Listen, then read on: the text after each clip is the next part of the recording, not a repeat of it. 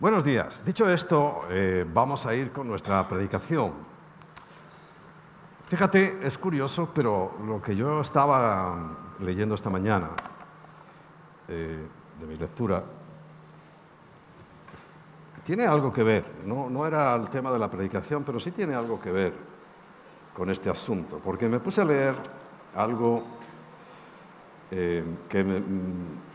primero, yo lo estaba más bien investigando porque hay una equivocación. Todos tenemos derecho a equivocarnos, pero ya sabéis que hay errores y horrores. Errores, bueno, son admisibles y se pueden cometer, no deberíamos, pero se pueden cometer. Pero ya cuando son horrores, a mí ya me explota la cabeza. Hay tres cosas que están siendo muy atacadas, porque las tres cosas tienen una gran importancia, una gran relevancia en cuanto a nuestro futuro inmediato. Y son tres cosas que no tienen que ver con la salvación, sino tres cosas que a los salvados por la sangre de Cristo nos pueden ocurrir y nos van a ocurrir. Y ya recordarás, a medida que vaya avanzando, te darás cuenta que ya he hablado de esto. Pero fíjate, ante el incidente este que se nos ha producido en estas semanas y seguramente lleva más tiempo, quiere decir que no se ha comprendido bien. Algo está faltando y ese faltante, pues tenemos que suplirlo, ¿no? En la insistencia en la enseñanza de la Biblia y también en un reconocimiento de que si yo no tengo a Cristo, si yo no tengo la vida, no voy a entender. Quiere decir que si repetidamente tú no entiendes, nunca entiendes, muy pocas veces entiendes, yo te digo algo delante del Señor. Ve con alguien que te pueda hablar de lo que es nacer de nuevo. Ve con alguien que te pueda decir lo que es recibir a Cristo. Porque ya es raro que teniendo el mismo espíritu, tú no entiendas. Es raro, es extraño, no tiene lógica. Igual que algunos hermanos que en países están acostumbrados a pedir. Pues, a ver, si el Señor nos da a nosotros, ¿acaso es otro Señor distinto al que ellos tienen? ¿Y por qué nos da a nosotros y a ellos no? Yo me planteo esas cosas, porque es raro, es muy extraño. Es el mismo Dios. Puede tratar con nuestras vidas, pues, de diferentes maneras, pero tratar de por vida ya me parece raro, hay algo extraño ahí que no está funcionando bien. Hay un fallo. El fallo simplemente es ese. ¿Conoces la diferencia entre un renacuajo y una rana? ¿No son lo mismo? ¿El renacuajo no es una rana que todavía no ha crecido? El renacuajo no puede vivir fuera del agua. Y la rana puede vivir en el agua y en el aire, en la atmósfera. Bueno, es una de las mejores ilustraciones que yo he encontrado para entender lo que significa nacer de nuevo. Tenemos una naturaleza y somos todos iguales, vamos, yo hasta ahí lo admito, todos somos iguales. Pero tenemos esa diferente condición en una etapa de maduración, en una etapa de crecimiento. Nosotros de jóvenes, de alevines, no podemos salir del agua. Y esto yo lo comparo con alguien que está en el mundo, o sea, todos los que hemos nacido en este mundo, y estamos aquí, y todos somos como ese renacuajo, que es una rana en potencia, va a ser una rana. Pero de momento en su condición tiene que sufrir algo que se llama una metamorfosis. Científicamente es una metamorfosis, es un cambio. En ese cambio empieza a desarrollarse y a tener capacidad para vivir fuera del agua.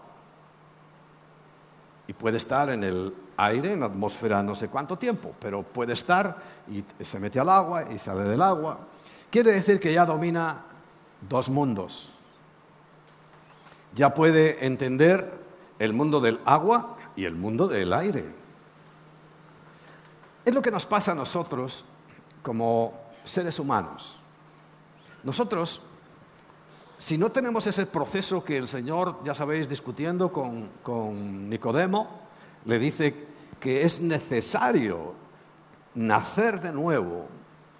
Y le explica muy bien, tienes que nacer del agua, que es la palabra, y del Espíritu, para que puedas entrar en el otro reino, en otro mundo distinto.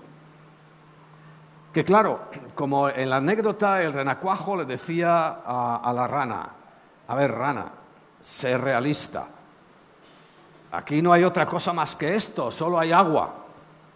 ¿Qué me estás contando de que ahí afuera hay colores y pájaros y flores? Todo eso que me cuentas es un rollo. Eso es lo que nos pasa muchas veces, seres humanos. No hemos nacido de nuevo, no hemos sufrido ese cambio. Por tanto, no hemos entrado en el reino. Yo entiendo que cuando te digo entrar en el reino es, bueno, ya se acabó todo, porque me he muerto, porque se acabó el mundo y yo voy a entrar en el reino. Pero es que en el reino se entra antes. Esa es la confusión que algunos tienen. Entonces están frustrados porque no pueden establecer aquí físicamente en la tierra el reino de los cielos. Cada vez están peor las cosas para los del Kingdom Now, se llaman así en inglés, y es una tendencia teológica falsa que se llama el reino ahora. No, el reino ahora es cuando cada persona individualmente le entrega su alma a Cristo, entiende su condición de pecador, le entrega su alma a Cristo, entonces Cristo la toma y pone su espíritu en nosotros. Ese es el punto en el cual saltas del agua a la tierra, a otro reino, a otro mundo. Que si sigues siendo renacuajo nunca entenderás, porque además es un mundo angustioso. Tú sacas un renacuajo del agua, yo de niño lo hacía mucho, y empieza a angustiarse porque se muere. No puede respirar, no está preparado para ese otro reino que es maravilloso. El del agua es maravilloso, pero estamos hablando de algo superior. Porque del agua no se puede saltar al aire, pero del aire sí se puede saltar al agua. Es superior. Es otra dimensión. Otra dimensión. Y ese es el problema que nos encontramos. Que no hemos entendido ese proceso sencillo. ¿Sabes por qué es sencillo? Mira, es sencillo para nosotros. Muy simple. Porque a alguien se le complicó tanto que acabó muerto. Y la única condición que nos pide es, bueno, yo voluntariamente me compliqué la vida. Jesucristo, ¿no? Yo me compliqué la vida. Me dejé hacer de todo porque era una necesidad. Había que pagar por el pecado. La paga del pecado es la muerte. Y había que pagar por eso. Y viendo la insuficiencia y la incapacidad y las pocas ganas que teníamos los seres humanos de pagar nada, Él mismo vino a la tierra. Claro, despreciar eso es despreciarlo todo. A mí me encanta esa canción que acabamos de cantar, pero fíjate, es lo contrario. Si te tengo a ti, lo tengo todo. Pero te lo digo al revés. Si no te tengo a ti, no tengo nada. Pero nada. Podrás tener 4 cositas aquí en la tierra, lo que yo llamo 4 palos y 4 trapos, que se desgastan, que se acaban y se van a quedar aquí. No te los vas a llevar. Mira los faraones Qué pena, ¿no? Hasta seres humanos sacrificaban pensando que eran sus siervos sirvientes, les iban a acompañar en la eternidad. Allí tenían otros esperando, sí, otros sirvientes, para meterlos en el caldero y sacarlos y meterlos y sacarlos, sí, para atormentar sus vidas, porque acción injusta como esa, pocas. Bien, entonces, bueno, es muy importante entender esto, porque si no es no tener nada. Es estar especulando con diferentes religiones, que saben lo que único que traen las religiones: conflictos, divisiones, disensiones, peleas, separación de hermanos, de familias. Para eso sirven las religiones. Y claro, es que la mayoría de la gente tiene en su cabeza que cuando vino Jesucristo vino a fundar una nueva religión. ¡Qué equivocados están! Pero totalmente. Jesucristo no vino a fundar ninguna religión. Ya había una, y Él viene a fundar otra, que mata a la anterior. Y yo siempre digo, Dios mío, como al Espíritu Santo le dé por fundar otra religión, nos liquida a todos. Porque a los religiosos les encanta matar, en el nombre de Dios, pero les encanta matar. ¿Cómo les gusta hacer una espada en forma de cruz y cargarse a todo aquel que no crea lo que Él dice? Esta es la realidad. Pero nada más lejos de la realidad de Dios, de lo que Él quiere, de lo que vino a predicar Cristo. Él no vino a competir con lo que su Padre había dicho. Ahora, te voy a decir una cosa: el judaísmo está muy lejos de la realidad, muy lejos de la Biblia. Se han ido tan lejos, y os quiero explicar algo para que lo entendáis un poquito. Dios no ha cambiado sus planes para con ellos, ni mucho menos. Va a seguir teniendo reservado algo que vamos a mencionar hoy, que está siendo muy atacado: su tiempo, el tiempo que les falta. Lo he explicado muchas veces. El profeta Daniel determinó que había 70 semanas sobre la santa ciudad, sobre el pueblo, para que se cumpliese una serie de requisitos, y era volver otra vez a restaurar todo, pero restaurar la justicia, la paz, el orden, todo. Y por más vueltas que le demos, solamente se han cumplido para Israel, para el pueblo de Israel, 69 de esas semanas, multiplicado por 7, porque son semanas de años, clarísimo. Eso no voy a entrar ahora ni voy a explicar eso. Quiere decir que ha transcurrido desde que aquella orden de reconstruir el templo salió de Ciro el Grande, un hombre que, sin ser judío ni se sospechaba de nada de él, pero Dios usa personas. Y Ciro llega a un punto en que dice la Biblia: es mi siervo, porque estaba usándolo para hacer algo que repercutiría en toda la humanidad. Dio la orden de reconstruir el templo, dice, hasta que el Mesías, en forma de príncipe, entre en esa ciudad que se va a reconstruir. Pasarán un periodo de 7 semanas, 62 semanas, y nos quedamos en 69. Porque justamente esto es histórico. El Señor entró en esa entrada triunfal, montado en aquel pollino, dándonos un ejemplo de humildad. Es un poco lo que estaba hablando Emma ahora: humildad. Dios te ha dado, sé consecuente. Y entró, y en ese momento se interrumpió la historia de Israel como nación, Porque hablando de los del reino ahora, al único pueblo que se le ha prometido tierra es a Israel. A la iglesia, que yo sepa, no nos ha prometido tierra. No tenemos promesa de tierra, ni de reino, ni de nada de eso. Lo que pasa es que como se confunde todo, se mezcla todo, se quiere meter en una batidora sin saber que el Señor es suficientemente sabio y hábil para hablarle a unos, a otros y a los otros.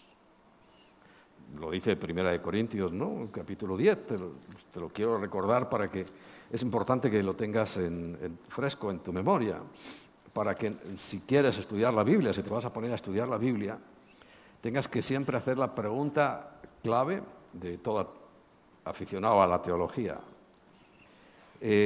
¿A quién le estás diciendo esto? Porque muy bien sabemos, a ver, 1 Corintios, sí, es 10, en una discusión que tenían sobre que si come, que si no como, sacrificado o no sacrificado, dice el versículo 31, que así termina la conversación, así que si coméis o bebéis, estamos en 1 Corintios 10, 31. Si coméis o bebéis o hacéis otra cosa, hacedlo todo para la gloria de Dios. Y le dice, no seáis tropiezo. Escúchalo bien, esto es muy importante. No seáis motivo de ofensa, dice en esta traducción. Ya sabéis que estoy leyendo constantemente la revisión que se ha hecho de 2020 para tratar de hacerlo más contemporáneo con nuestro lenguaje, forma de hablar. Dice, no seáis motivo de ofensa, ni a judíos, apunta, o di uno, conmigo, uno. Hay una innegable separación, ni a gentiles, que son dos, ni a la iglesia de Dios, que son tres sujetos distintos. Vamos a llamar sujetos jurídicos delante de Dios. Personas jurídicas. Hay un pueblo, recuerda, para ese pueblo se dijo 70 semanas te son dadas hasta que todo concluya. ¿Ha concluido? Una pregunta, te estoy diciendo, ¿ha concluido las cosas? No, o sea, quiere decir que vino Cristo y sin embargo no han concluido las cosas. ¿A que no? ¿Por qué falta ese periodo? Entonces, bueno, os decía esto para que cuando aficionaros a estudiar la Biblia, tú lees un texto y una promesa, aunque todas pueden ser de carácter general, pero una promesa específica, tienes que preguntarle al Señor, porque cuando tú leas la Biblia tiene que ser con el Espíritu, ¿no? Decirle, ¿esto es para mí? El Espíritu dirá, no, eso es para Israel, para mi pueblo. Ah, yo no soy tu pueblo, sí. Eres el pueblo adquirido, comprado. ¿Y el otro es el pueblo elegido? Ambos somos pueblo, no hay duda. Pero uno es elegido y otro comprado. Nosotros pertenecemos, fíjate, podemos pertenecer a los dos, porque tenemos la ventaja, ¿no? Como el renacuajo y la rana, ¿no? Nosotros ya, como ranas, puede ser una rana judía. Quiere decir que entiendes dos mundos. Has sido judío y ahora eres cristiano. Oye, cuando eso se produce, pues digo una cosa, es una maravilla. Cuando un judío se ha convertido a Cristo, ha entregado su vida a Cristo, como cualquier hijo de vecino tiene que hacer, es una bendición, porque ya entienden un mundo que para nosotros es complejo y puede volver, ir a uno y a otro, tomar lo mejor de cada uno de ellos. Por cierto, hoy el mensaje lo iba a titular las redes sociales, de donde vamos tomando cositas y cositas equivocaditas, herejiitas y toda clase de hitas es de Internet, ¿verdad? ¿Verdad? Ah.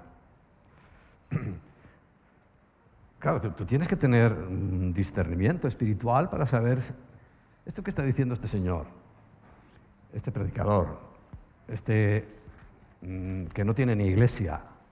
¿Será cierto? Y bueno, si ya perteneces al otro mundo, al de las ranas, al espiritual, el espíritu te dirá sí o no. Claro, es que no me habla. Por eso te dije antes, por favor, si tú no entiendes, habla con alguien. Pero ahora, cuando termine la reunión, búscate a tu líder, a un pastor, y dice, oye, mira, yo no entiendo nada de la Biblia. Yo la abro y es que no comprendo nada. Es que no eres rana, eres un renacuajo, potencialmente rana. Puedes llegar a ser rana, Pero de momento eres un renacuajo. No puedes disfrutar del aire puro, no puedes disfrutar del olor de las flores, no puedes disfrutar de los frutos deliciosos de los árboles. ¿Entiendes? Sí, dime algo, ¿entiendes? Sí, bien. Porque por ahí van las cosas y nosotros tenemos que tener mucho cuidado. Recuerda, hay palabra de Dios para los judíos. 1. Hay palabra de Dios para los gentiles. 2. Que son el resto de los que no son judíos, para que lo tengas claro. Y hay palabra para la iglesia de Dios. Y la iglesia de Dios es lo que toca en este momento.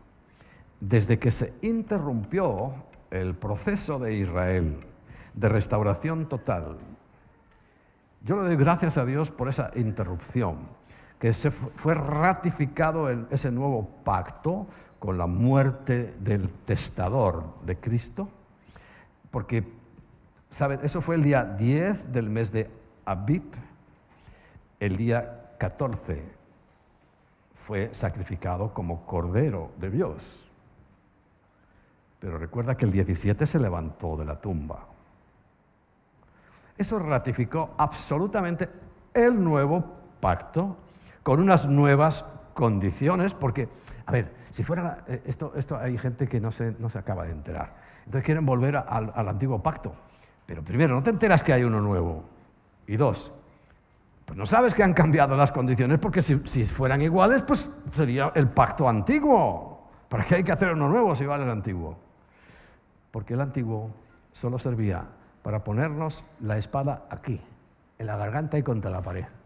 Recuerda, la palabra de Dios es una espada. Y te pone aquí contra la pared. Y dice, tienes que morir. ¿Y qué hago? Tienes que portarte bien, siempre. Porque Dios es eterno, entonces las cosas de Él no son para un rato, son eternas. Y dice, no puedo. Bueno, entonces llega Cristo, coge la espada, así, la quita y dice, no, tranquilo. Esa espada ya entró en mi corazón, ya está pagado el asunto. Tú lo único que tienes que hacer es creer en eso. Pero somos muy religiosos. Nos gusta sacrificarnos. Aún pagar con nuestra vida, ignorando y menospreciando, ninguneando entonces la de Cristo. Porque si la que era necesaria era la tuya, hombre, Cristo, que es más listo que nosotros, hubiera dicho, oye, voy a esperar a que venga fulano, que le encantaría morir por la humanidad, y ¡hala!, que muera él, ¿no? Pero no es así.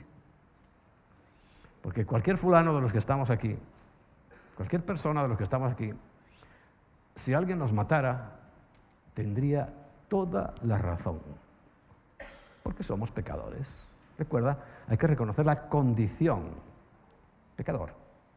Y haría muy bien incluso en matarnos, porque algunos somos un verdadero estorbo.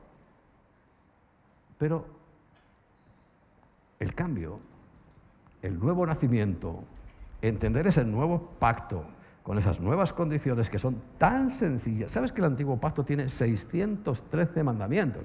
Algunos creen que son 10 nada más y encima no los pueden cumplir, pero en realidad son 613. Y nosotros solo tenemos 2. Amarás a Dios sobre todas las cosas. Y 2, a tu prójimo como a ti mismo. Dice, en eso se resume toda la ley. Y cuando estudias la Biblia te darás cuenta que todo va encaminado ahí. Primero, a llevarnos a amar a Dios, pero no porque sea una orden o un decreto, sino es que cuando tú vas conociendo a Dios dices, Señor, pero qué grande eres. Claro, por eso salen estas canciones, estas alabanzas como la que hemos cantado, pues estas están saliendo de un corazón agradecido. ¿Sabéis que su letra no es muy complicada? Porque es de la Biblia. Es de la Biblia. Lo que está mencionando esas letras es la Biblia. El profeta Ageo es el que dice, aunque no haya vides, o sea, aunque no den mantenimiento, ni tenga vacas, ni tenga ovejas, ni tenga nada, dice, con todo yo me gozaré. Pero eso lo entiende un corazón agradecido. Hay canciones que las hace un artista, que entiende la mentalidad, pero no me gustan. Uno se da cuenta cuando son de artistas, y podemos poner artistas con H, que sería jartistas, los que hartan. ¿Y cuándo viene del espíritu? Y viene de un corazón agradecido. Ahí tienes otra cosa. No todo vale. No todo vale. Hay que discernir los espíritus si son de Dios o no. Queda claro que habrá cosas que nos afecten a nosotros, otras que afecten a los gentiles, otras que afecten a la iglesia de Dios y otras que nos afecten a todos. A todos. Cuando llueve, llueve para todos. Cuando hace frío para todos. Pero hay cosas muy concretas y muy específicas. Entonces, bueno, ¿para qué quería Dios este periodo? Ese tiempo, casi 2000 años ya. ¿Qué tenía en su mente? ¿Qué había en la mente de Dios? Bueno, a mí me ha gustado averiguarlo. Yo sé que quizá no esté en la mente de todos, ni el deseo de todos, averiguar las verdaderas razones, sino simplemente pues vamos heredando una enseñanza que ha sido buena, que puede que siga siendo buena, y seguramente es buena, pero desajustada. Por ejemplo, si partimos de la base del mundo religioso, el mundo religioso es detestado por Cristo. ¿Recuerdas? Has leído en los evangelios, y a las únicas personas, colectivo, que el Señor se enfurecía con ellos, que llegaba a decir palabras elevadas de tono, ¿hacia quién era? Hacia los religiosos. También hacia los humanistas. Y esa es una línea tan fina, la del humanismo, que yo quiero insistir mucho. Y por supuesto a los corruptos herodianos no tiene ninguna duda del asunto. Ahí estamos todos de acuerdo.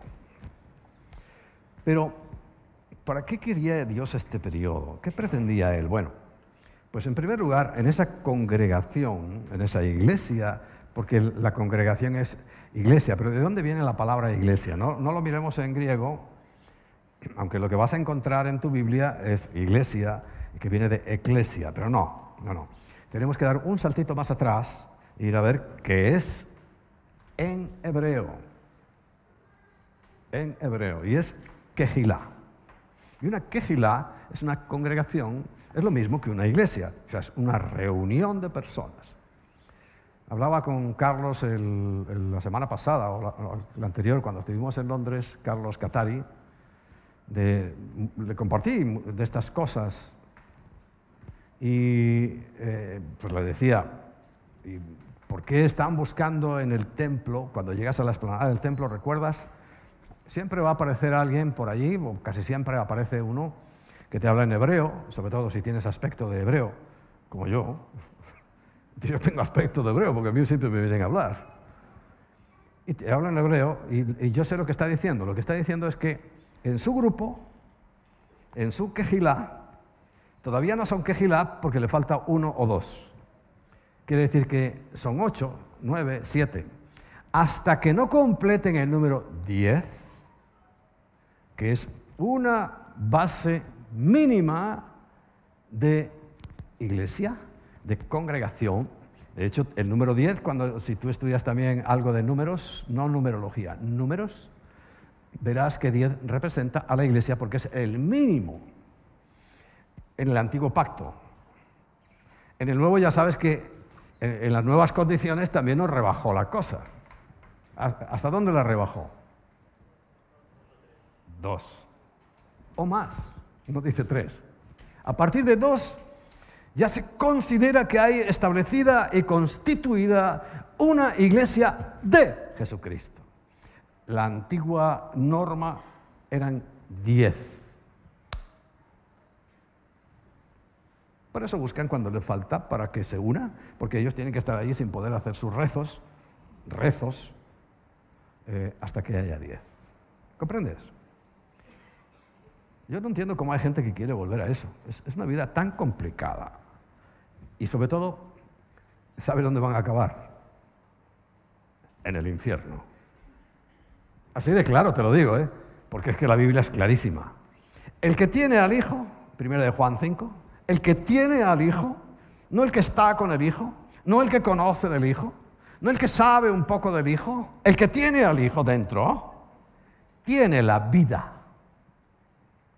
Búscalo, 1 de Juan 5, 20 y algo, o 11, no sé, no me acuerdo.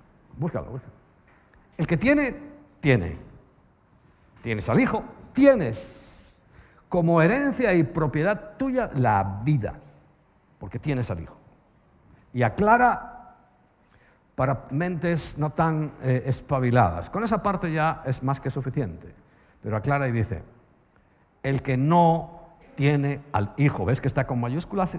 Hijo, porque es el Hijo de Dios, no tiene la vida. Y punto. Hay un punto después. Se acabó.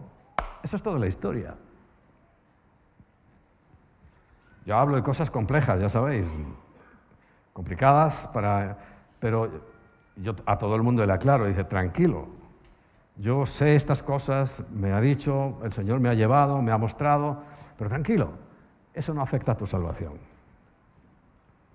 Serás un salvo burro. Hemos hablado de ranas, pues hay salvos burros. Y no les entra ni a patadas. Pero serás salvo. Hay salvos en todas partes del mundo religioso, pero salvos estoy hablando de personas, individuos, porque es el que tiene al Hijo, tiene la vida, y el que no lo tiene, no tiene la vida.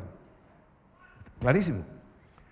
Entonces, bueno, pues encontraremos de cualquier de este batiburrillo, mezcla de religiones, que unos creen en una cosa y otros en otra, pero si lo que los une es Cristo, no saber de Cristo. A ver, lo repetimos. El que tiene, repítelo conmigo, el que tiene al Hijo tiene la vida. El que no tiene al Hijo de Dios no tiene la vida. Es una cuestión de tener. Y tener es algo que es tuyo, que te pertenece y que administras. Y es tu vida nueva. Que el Señor le explicó a Nicodemo cómo se llega a ese punto, naciendo de nuevo. Nicodemo le chispoteó ahí cuando hay un cortocircuito en el cerebro y dice, pero bueno, ¿cómo hago para volver al vientre de mi madre? Primero estará muerta, segundo, que es que vamos, es una cosa, eso sí que sería un milagrazo.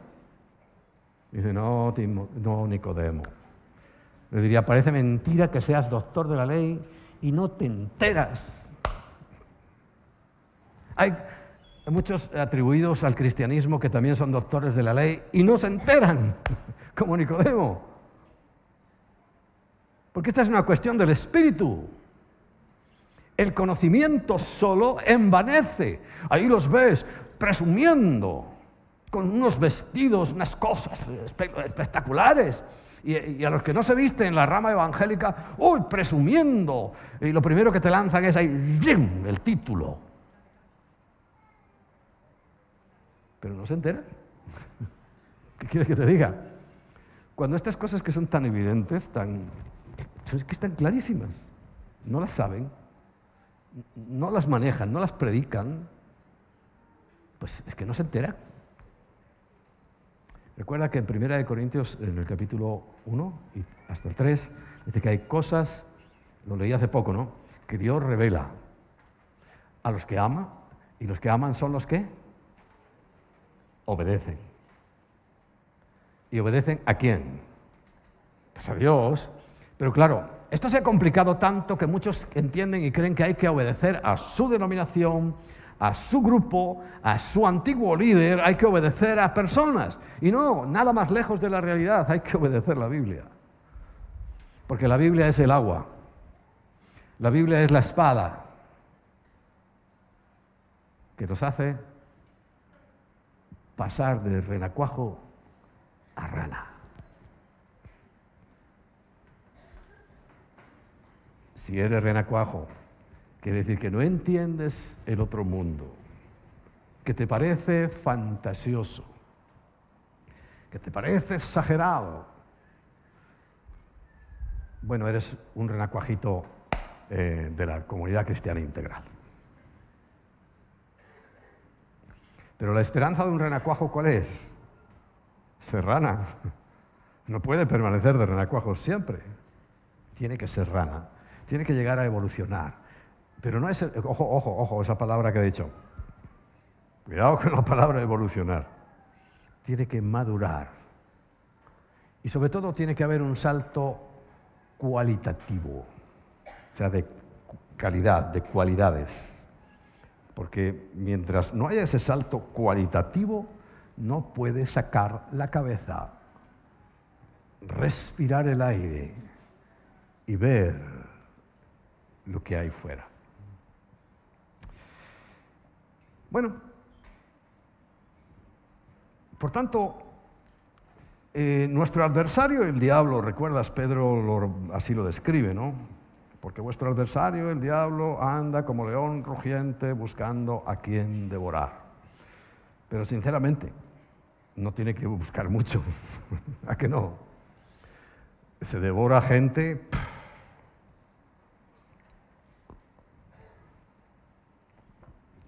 ¿Por qué nos ponemos en bandeja para que él haga sus tropelías? Según Juan, capítulo 10, versículo 10, ¿recuerdas? Ahí están definidos los dos ministerios que existen, no hay más. Primero habla del ladrón, está clarísimo que es Satanás, que solo viene, su único objetivo es que hurtar, matar y destruir. Pero hurtar no solamente está hablando de cosas físicas, económicas, está hablando de hurtar la paz, la salud. Hurta todo. Porque su objetivo es matar y destruir todo. Entonces, ¿qué va a destruir principalmente? Pues la obra de Dios. Mira, no lo estás viendo ahora, a lo mejor tú estás pasivo, dormido. Recuerda que la Biblia dice que estamos dormidos. La parábola de las vírgenes es fundamental. Hoy pensaba hablarlo, porque aunque no te lo creas, este no es el mensaje que tenía yo para hoy. Hoy pensaba hablar un poco de eso, pero quedará un poco para el futuro. Porque ahí habla de que creyendo que son de la misma condición y diciéndoles la Biblia, incluso atribuyéndoles vírgenes a personas, repito, como el renacuajo, con potencial. Resulta que solo 5 entraron. Resulta que otras 5 se quedaron fuera. Entonces, hay que examinar con cuidado qué estamos creyendo, hacia dónde nos estamos dirigiendo. ¿Será que estamos haciendo la voluntad de Dios? ¿O estamos haciendo la voluntad de lo que me han enseñado? ¿Cómo nos gusta esa palabra que yo odio? Es que esto se ha hecho toda la vida. ¿Pero qué toda la vida? La vida es más larga de lo que tú crees. O sea que cuando dicen eso, por ejemplo, están adorando a San Bartolo. Si se ha hecho toda la vida, entonces Adán y Eva adoraban a San Bartolo, ¿o no? ¿Sí o no? ¿Alguien puede pensar esa estupidez? Hay mucha gente que sí. Y como esa te podría decir cientos y cientos. Toda la vida, que toda la vida. El único que tiene toda la vida es Jesús. Y Él sabe por qué hizo las cosas y para qué las hizo. Y para qué apartó este tiempo. Porque Él no se podía conformar con que solamente hubiera un grupo de personas que salieron de una sola persona. Recuerda, de Abraham. Y no se conformaba a decir, bueno, ¿Es que acaso solamente van a entender estos, que aunque son muchos, no son todos? Aunque son muchos, no son todos. ¿Y a los demás los dejo sin oportunidad? ¿A los gentiles? Y dije, no, yo tengo que darles una oportunidad. Cada persona recibe su oportunidad. Estoy convencido. La primera causa por la que estoy convencido de que todos tenemos oportunidad es porque yo la tuve. Con eso me basta.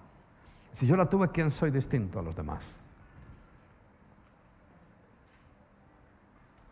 Ese planteamiento es, para mí es, el día que lo asumí en mi mente, dije, Señor, porque claro, ¿cómo se preocupa uno por los familiares que no quieren venir a la iglesia? Si es eso solo, lo dejamos ahí. Pero a mí me preocupan los familiares que no quieren recibir a Cristo, que siguen practicando el pecado. ¿Y sabes cuál es el primer pecado que practican los religiosos? Se llama idolatría. Está condenado en el segundo mandamiento. No te harás imagen ni semejanza alguna de lo que está arriba en el cielo, ni en la tierra, ni en las aguas debajo de la tierra. No las honrarás, no te postrarás ante ellas, ni las honrarás. Porque yo soy, Yahweh, celoso, y no se le olvida a nadie, y fuerte, que además voy a visitar, o sea, voy a traer maldición sobre ese que ha hecho, primera generación, sobre sus hijos, sobre sus nietos y sobre sus bisnietos, hasta la tercera y cuarta generación, pero recuerda lo que dice Éxodo 20, de los que me aborrecen. Y el que aborrece es el que Dios dice eso, por ejemplo, y hace lo contrario. No es explicable. Sin embargo, ¿cómo se las ingenian para lavarle el cerebro a millones y millones de personas? Diciendo que no te preocupes, yo soy el ungido o la ungida iglesia y lo que yo digo es lo que vale. Lo que Dios dice, bueno, se lo dijo en otro tiempo, a otros, ¿no? A nosotros no, a nosotros nos deja adorar todo bicho viviente. ¿Entiendes por qué hay que tener discernimiento espiritual? Y si no hay espíritu, no hay discernimiento espiritual. Si no hay vida, estás muerto. Mira qué tontería acabo de decir, pero es fundamental. Porque es el que tiene al Hijo, el que tiene la vida. Ese mensaje está siendo bombardeado, pero no de hoy, ¿eh? Hoy ya es, o sea, ya todas las baterías, todos los cañones enfocados y dando fuego y fuego y fuego contra la doctrina de la salvación. Pero eso lleva muchísimo tiempo. Aún entre los primeros que nos arreglaron el asunto hace 500 años, ya había diferencias. Y tenemos a arminianos, a calvinistas, a luteranos, un lío. Un lío. Y recuerda que ha hecho eso. Dividirnos. Porque todas las religiones de las cuales nunca quiso saber nada el Señor, todas terminan en eso. Ahora dicen, no, es que los terroristas musulmanes, ¿qué dirían de nosotros? ¿Qué dirían de los católicos cuando llegaban a América y aquel que no se bautizaba lo mataban? Es que estos católicos terroristas, es que es la misma historia. He cambiado de ropaje. Como decimos en España, el mismo perro, pero con distinto collar. Y a nosotros nos parece que es otro perro. No, es el mismo perro. Es la misma historia y siempre se ha producido. Y quiero asentar esto en el corazón, porque claro, al ver algo que es fundamental, que está pasando entre nosotros, ¿sabes? Lo único que la Biblia dice como señal de que eres cristiano, dice el Señor, en esto conocerán las gentes que sois mis discípulos. ¿En qué? ¿En la túnica que llevas? ¿En el cucurucho que te pones en la cabeza? ¿En la cruz más o menos adornada que pongas a la entrada de tu lugar de reunión? Ellos atrevidamente le llaman templo. Dios santo. Por eso digo que es que no leen la Biblia, porque si leyeran la Biblia dice que nosotros somos el templo. Y esto es un lugar de reunión. Es que aún entre nosotros, hermanos evangélicos, les gusta, voy al templo. ¿Cómo haces? ¿Vas a ti mismo? Eres filósofo y dice, conócete a ti mismo, entonces vas al templo. ¡Qué tontería! Pero lo dicen. Y nadie les corrige, nadie llega, ¿dónde? ¿Qué dices? Hombre, por favor, lee la Biblia, que el templo somos nosotros, esto es un lugar de reunión, que hay que ponerlo lo más bonito, lo más decente. Claro, pero no es un lugar de reunión.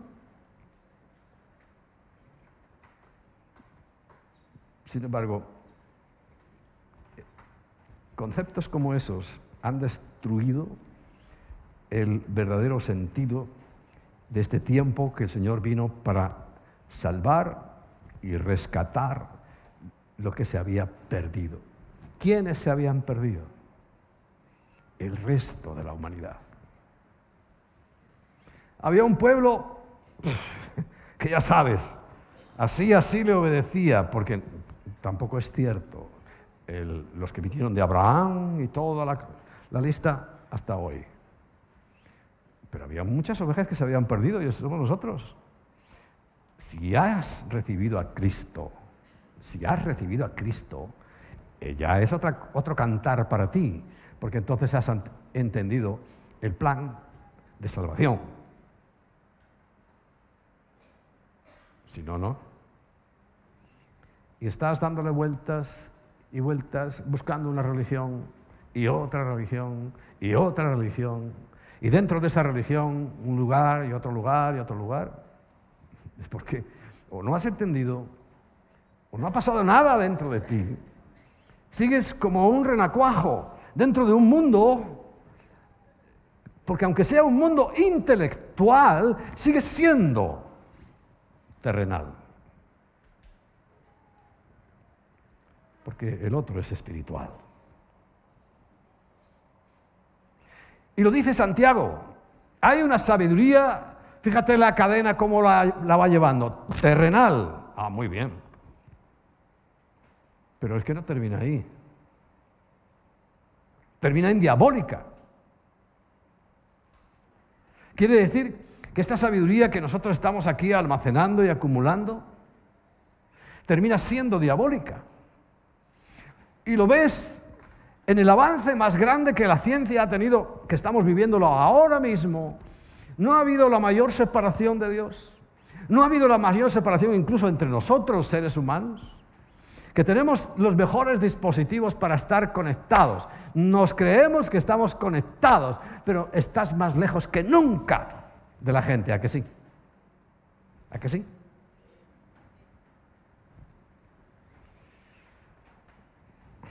Porque el diablo solo viene para hurtar, matar y destruir.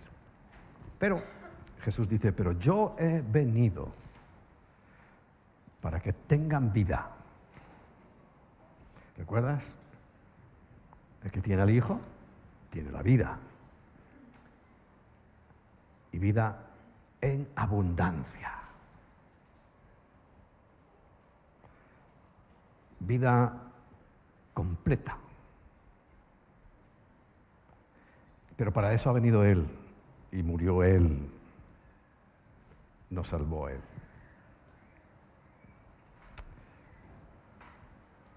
Y está siendo atacada ferozmente para que nadie entienda la salvación. Está siendo atacada la deidad de Jesús.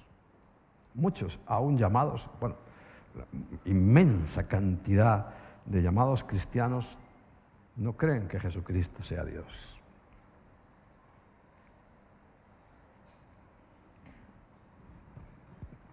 Eso merece un apartado quiero decir, una predicación entera o más, para entender lo que está escrito en la Biblia, que es lo que llamamos doctrina, y saber que Jesucristo es Dios, igual que el Espíritu Santo es Dios, y el Padre es Dios. Mira, para que si quieres ir adelantando un poco, en el capítulo 14 de Juan, del versículo 8 en adelante, es donde unas palabras que Jesús dice, están escritas, y dice que en hebreo, siéntate a la diestra. Recuerda, Jesús no podía estar hablando griego con un hebreo. A mí me parece estúpido que yo, por ejemplo, como algunos se me ponen a hablar inglés delante de mí, si yo no entiendo inglés. Como ambos entendemos español, por favor, me hablas en español. Aquí no vengas a presumir de inglés malo. Imagínate a dos judíos hablando en inglés o en griego, que era el inglés de la época, para que nadie se entere. Si Dios quería que se enterara todo el mundo. A ver, entonces estaba hablando Jesús, que era terrenalmente de Judea, y le está hablando a otro judío en griego. ¿En griego? No, le está hablando en hebreo. Entonces, claro, cuando se habla de diestra en hebreo, ¿sabe lo que está diciendo? Poder. Poder. Entonces, lo que le está diciendo el Señor, el Padre al Hijo es, siéntate por aquí a mi derecha. No, siéntate en el poder, porque el poder es nuestro. Es tanto, dice, tanto tuyo como mío. Por eso dice el Señor, el que me ha visto a mí ha visto al Padre. Porque somos uno, en poder, en gloria, en majestad. Hebreos 1:13 dice, pues ¿a cuál de los ángeles dijo Dios jamás, siéntate a mi diestra? Quiere decir, ten el mismo poder que yo. Es lo que quería Satanás. Y Dios no le dijo eso a nadie. Pero a la figura del Hijo sí le dice, has terminado tu trabajo ahí en la tierra, aquí. Ahora vuelves a lo que eras siempre, al poder. Le está diciendo en realidad a mi poder, a nuestro poder, al poder absoluto. Y eso es lo que volvió Jesús. ¿Había limitaciones cuando estaba en la tierra? Claro. Si es que lo pudieron matar y Dios es eterno. Inmortal. Claro que tenía limitaciones. Voluntarias, necesarias, para que fuera uno como nosotros y nos pudiera redimir a nosotros. Pero le dice, siéntate a mi diestra. Siéntate en nuestra diestra. Siéntate en el poder, que somos Dios. Hasta que todos tus enemigos se hayan puesto debajo de tus pies. Recuerda al enemigo que solo viene para hurtar, matar y destruir, pero no anda solo. Desgraciadamente tiene mucha compañía. El arrebatamiento es algo que también está siendo atacado y también vamos a profundizar, por supuesto. Muchos dicen, es que no lo menciona la palabra exacta, arrebatamiento. Pero bueno, si te lees también Juan capítulo 14, os dije que leyerais el 8 para entender cuando Jesús dice, yo y el Padre somos uno, el mismo. Pero ahí en el versículo 14, los primeros 4 versículos son muy interesantes. Dice, voy pues a preparar lugar para vosotros, y si me fuere y no preparare no podía llevaros, pero como voy os volveré otra vez y os volveré a tomar, etcétera, etcétera. Lo lees, ¿no? Te lo lees en casa. Y ahí está claro, es un arrebatamiento. Me voy, preparo el lugar y vuelvo. Y ya cuando hable otra vez de las vírgenes, las 10 vírgenes, 10. ¿Por qué habla de 10? ¿Recuerda? A ver quién se ha enterado. ¿Por qué el nombre 10?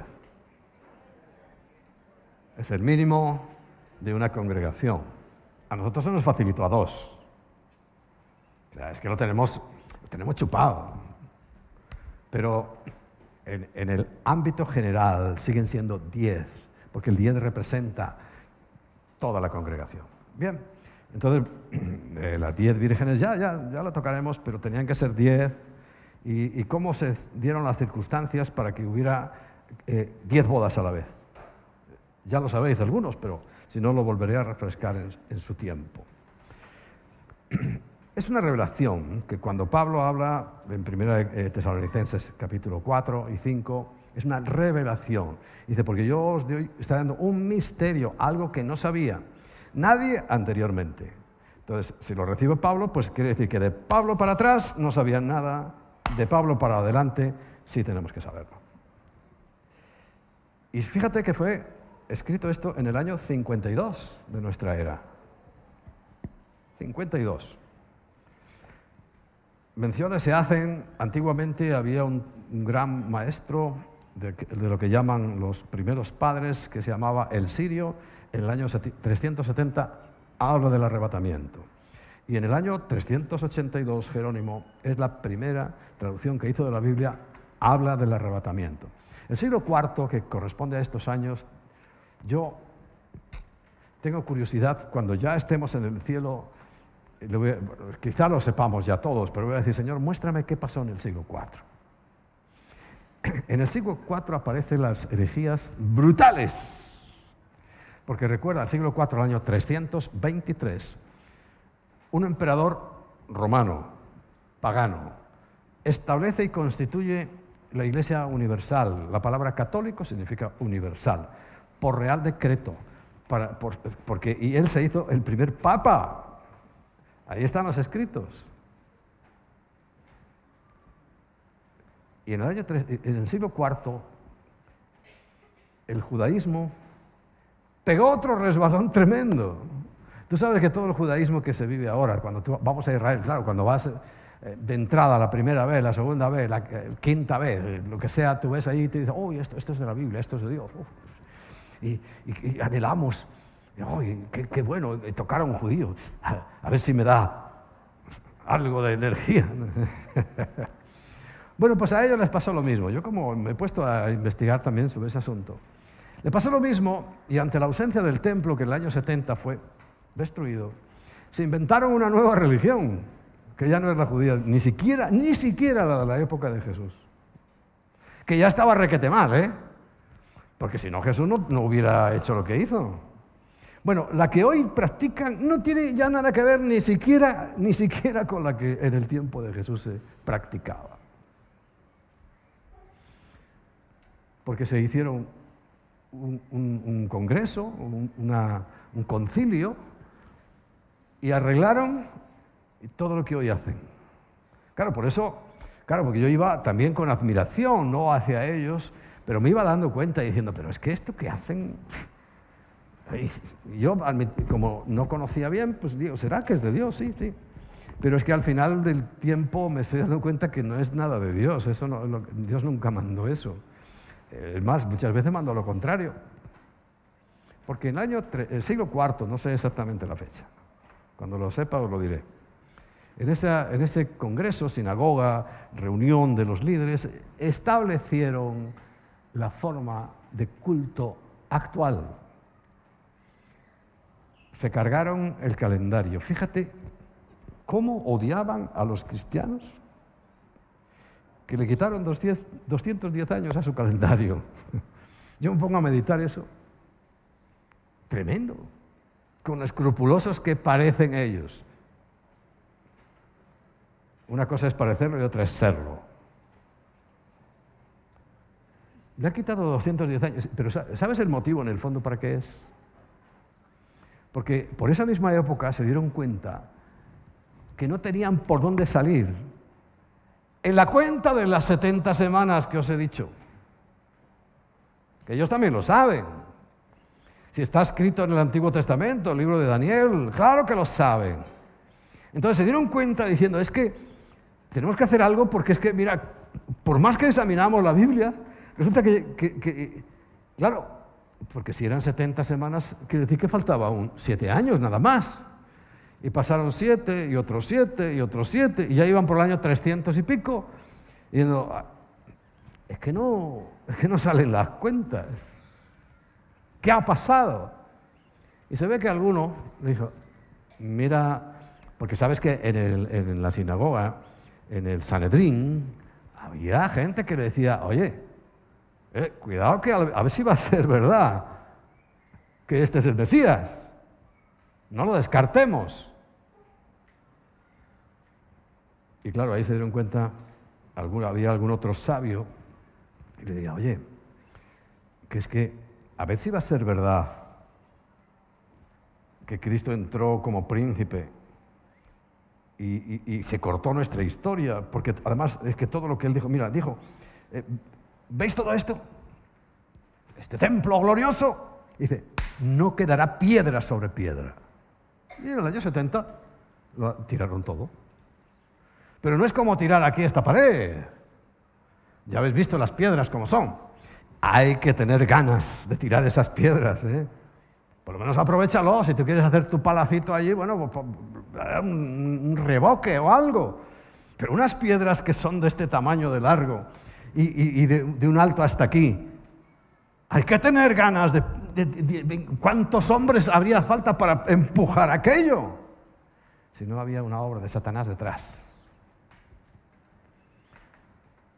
Y un decreto de parte de Dios. Esos sí son decretos.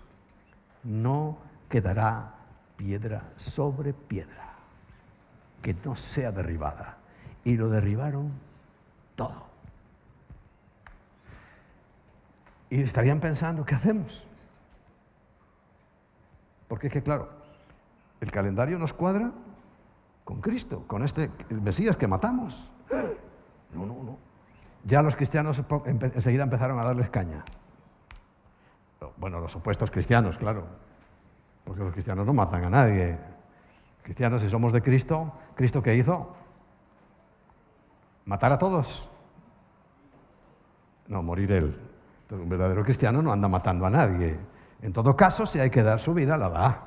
Pero matar a alguien, que lejos del corazón de Dios, ¿no? Y apañaron una nueva religión y para borrar las cuentas, diciendo, esta es la fecha, 210 años menos. Bueno, vamos a ir cerrando, porque ya el tiempo no quiero alargarlo mucho. La raíz de todos los males es el amor al dinero, que como dice la Biblia, codiciándolo algunos, se apartaron de la fe. El problema más común, perdón, que estamos encontrando a todos los niveles, marcando una clara desobediencia a Dios.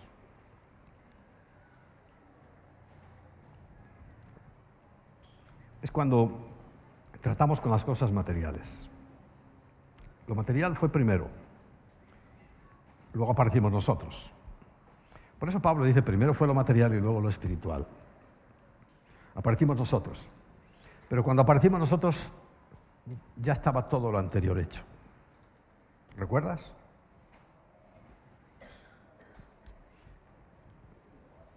Lo material, entonces, ¿qué hizo el Señor con ello? ¿Para qué lo hizo? Dijo, es vuestro. Administra y gobierna sobre todo, porque todo lo he hecho para ti. ¿Es cierto eso? ¿Será que entonces hay una relación directa entre lo material y lo espiritual? Totalmente. Lo material determina lo espiritual. De lo material, primero hizo Dios una figura parecida a Él, era buen escultor, hizo una figura parecida a Él, pero cuando estaba esa figura inerte, sopló vida.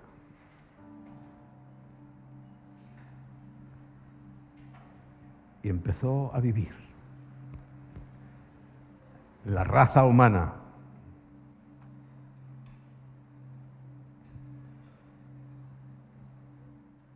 Por eso en lo material estamos siendo tan atacados. La mayoría de la gente no tiene problema en creer incluso en grandes milagros, que Dios pueda sanar enfermos y levantar muertos. Muchos lo creen. Pero tócales la cartera. Y ahí revelan quién son. Dicen los malvados: no, es que la iglesia y los pastores lo piden para enriquecerse. Tonterías.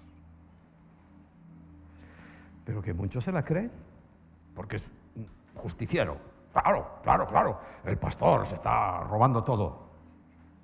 No leen la Biblia, yo voy a hablar de eso. En Londres, por cierto, veo ahí a un amigo de Londres. Lo expliqué.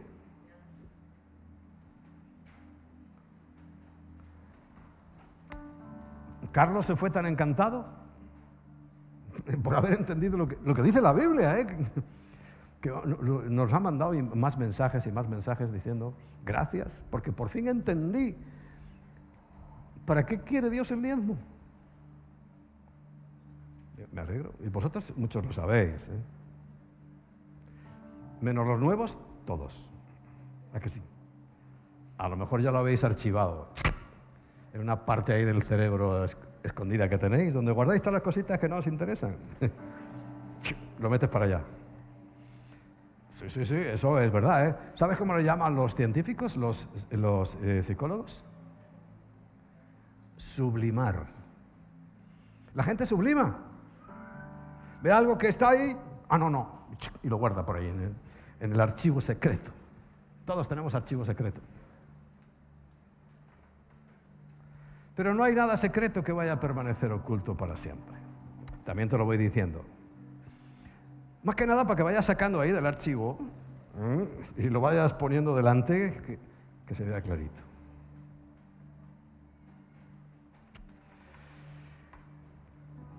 Y lo material nos entorpece tanto,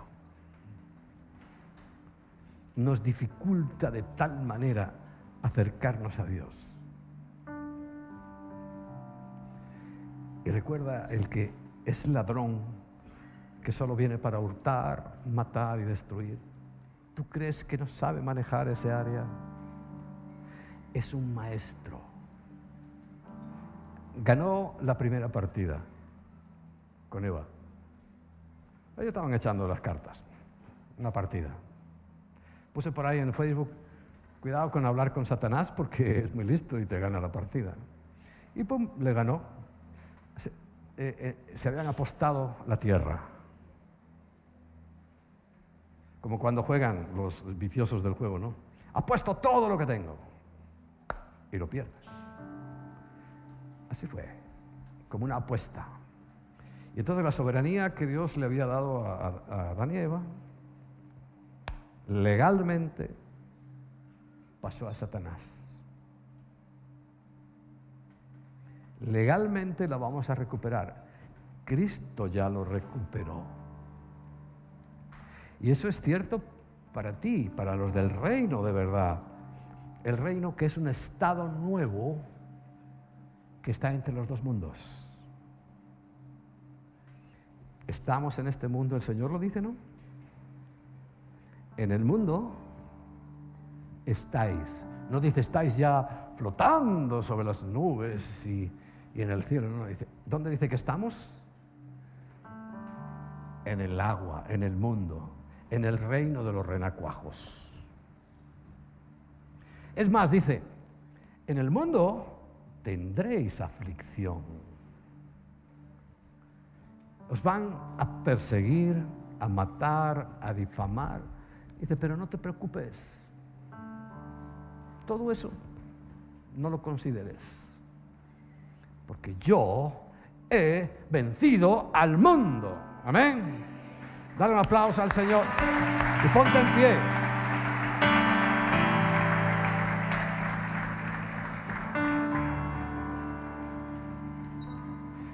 Y en pie donde uno muestra respeto, admiración.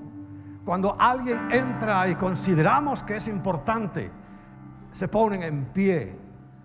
En el ejército, que es lo más parecido al reino de los cielos, cuando entra un superior, todo el mundo se pone en pie. Es una señal de respeto, de reconocimiento. Y nosotros tenemos que tener mucho respeto, mucho reconocimiento por Dios. ¿Sabes lo primero que enseñó Jesús? A orar a aquellos que ya sabían orar. Padre nuestro que estás en los cielos, santificado sea tu nombre. Santificado es respetado. Qué horrible en este país cuando se usa el nombre de Dios para lo peor. Pero no solamente es que los españoles son los únicos que dicen esas cosas. Tú no respetas el nombre de Dios cuando no le obedeces. Tú no respetas el nombre de Dios cuando haces lo contrario de lo que Él dice. Tú no exaltas el nombre de Dios cuando pisoteas su palabra. Tú no exaltas el nombre de Dios cuando ni siquiera eres capaz de ponerte en pie delante de Él. No eres capaz de ponerte de rodillas delante de Él. No eres capaz de inclinar tu rostro delante de Él. ¿Qué nombre crees que estás santificando? Apartando. Santificar es apartar.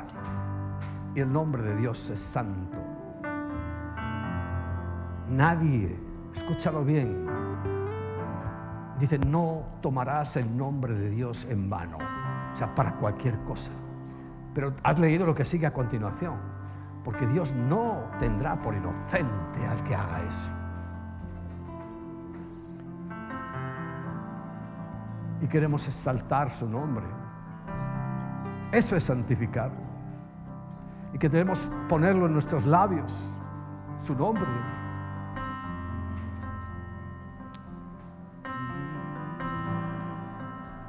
Y queremos que salga una canción de verdad de nuestro corazón, no de nuestra mente. Díselo. Santo.